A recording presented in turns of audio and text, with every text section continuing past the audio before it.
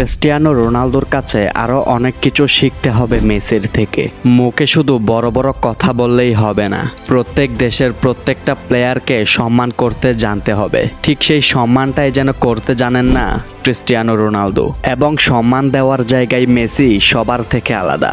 Lionel Messi আগে প্রত্যেকটা প্লেয়ারকে তার যোগ্য সম্মানটা দেন, তারপরেই কিন্তু তিনি সম্মান পান। অপরদিকে ক্রিস্টিয়ানো রোনালদো প্রত্যেক প্লেয়ারকে তার যোগ্যমতো সম্মানটা দিতে পারেন না, সেই জন্যই কিন্তু তিনি বারবার ট্রলের শিকার হন।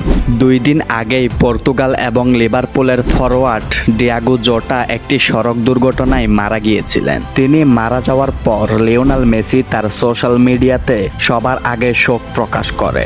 অপরদিকে যেদিন আর্জেন্টাইন তারকা এমিলিয়ানো সালা 28 বছর বয়সে বিমান দুর্ঘটনায় মারা গিয়েছিলেন, রোনালদোর সেদিনের পোস্ট এমনই হাস্যরসাত্মক ছিল।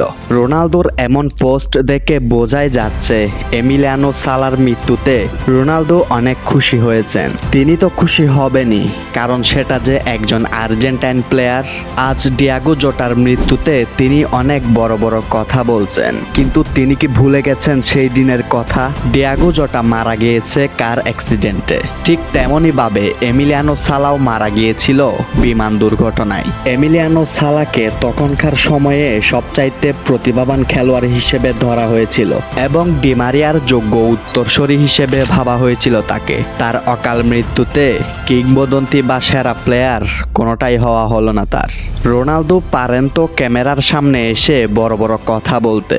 লিওনেল মেসি সব সময় আলোচনায় থাকেন, হয়তো তার ম্যাজিক্যাল কোনো গোল দিয়ে, না হয়তো তার ম্যাজিক্যালি কোনো ফ্রি কিক দিয়ে, এবং সেটাই যেন সহ্য করতে পারেন না লিওনেল মেসির চিরপ্রতিদ্বন্দ্বী ক্রিস্টিয়ানো রোনালদো। তাই তো ক্যামেরার সামনে এসে বিতর্কিত মন্তব্য করে সবসময় আলোচনায় থাকতে চান ক্রিস্টিয়ানো রোনালদো।